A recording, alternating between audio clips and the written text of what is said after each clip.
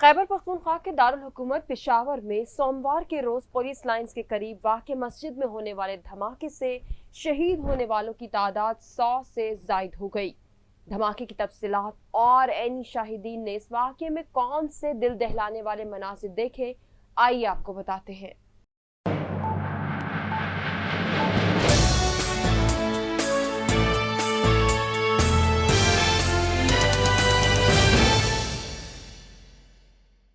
अस्सलाम वालेकुम नाज़रीन, मैं हूं हुमार सलान और आप देख रहे हैं between the lines. Al-Khidmat Foundation Peshawar के डिजास्टर मैनेजमेंट के इंचार्ज ज़ियाउद्दीन ने गुज़िश्ता रोज पेशावर की पुलिस लाइन की मस्जिद में होने वाले धमाके की शिद्दत को इन अल्फाज में बयान किया कि लेडी रीडिंग अस्पताल की इमरजेंसी से मुतादिद लाशें मुर्दा खाने मुंतकिल की गईं, जिनमें कम अज कम 10 इतनी बुरी हालत में थी कि किसी हद तक नाकाबिले शनाख्त हो चुकी थी। मुतादिद मैयतों से इंसानी आज़ा अलहदा हो चुके थे। इससे अंदाजा लगाया जा सकता है कि धमाका कितना शदीद था। ज़ियाउद्दीन ने मजीद बताया कि वो धमाके की इत्तला मिलने के चंद मिनट बाद ही लेडी रीडिंग अस्पताल पहुंच गए थे। जिस वक्त मैं अस्पताल पहुंचा उस वक्त तक 1 या 2 एम्बुलेंसें अस्पताल पहुंची थी, मगर थोड़ी ही देर बाद एम्बुलेंसों की लाइन लग गई। जख्मी धड़ाधड़ अस्पताल लाए जा रहे थे। ज़ियाउद्दीन ने बताया कि इस धमाके में हलाक होने वाले एक पुलिस एहलकार जिनका ताल्लुक हंगू से था, उनके 3 कम उम्र बच्चे मौके पर पहुंचे थे। वो बच्चे बार बार कह रहे थे कि अब हमारा बाबा के बगैर क्या होगा, हमें बाबा क्यों छोड़कर चले गए। उन्होंने बताया कि एक जख्मी जवान बहुत हौसले में था, उसके सर पर चोट लगी हुई थी और जिस्म के दीगर हिस्सों से भी खून बह रहा था। जख्मों से कराहने के बावजूद जुर्रत का मुजाहिरा कर रहा था।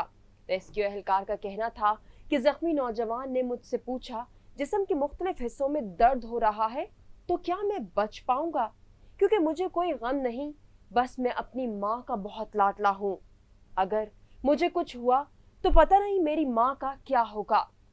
रेस्क्यू एहलकार के मुताबिक अभी वो इस पुलिस एहलकार को लेकर अस्पताल के गेट पर भी नहीं पहुंचे थे कि उस एहलकार ने दम तोड़ दिया।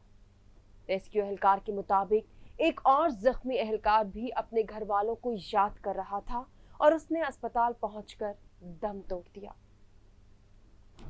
अल-खिदमत फाउंडेशन पेशावर के एहलकार ज़ियाउद्दीन बताते हैं कि जब वो जाए वकुआ पर पहुंचे, उन्होंने एक शख्स को मलबे तले दबे देखा।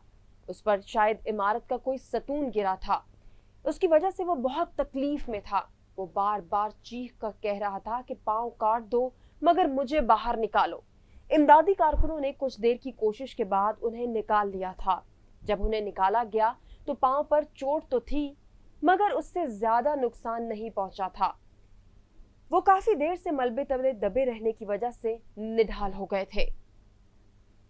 ऐनी शाहिदीन के मुताबिक कुछ लम्हे में मजीद कुछ और लोग भी पहुंच गए जो रो रहे थे और बता रहे थे कि उनके दोस्त रिश्तेदार मलबे के नीचे हैं, जो फोन करके कह रहे हैं कि उनकी मदद की जाए।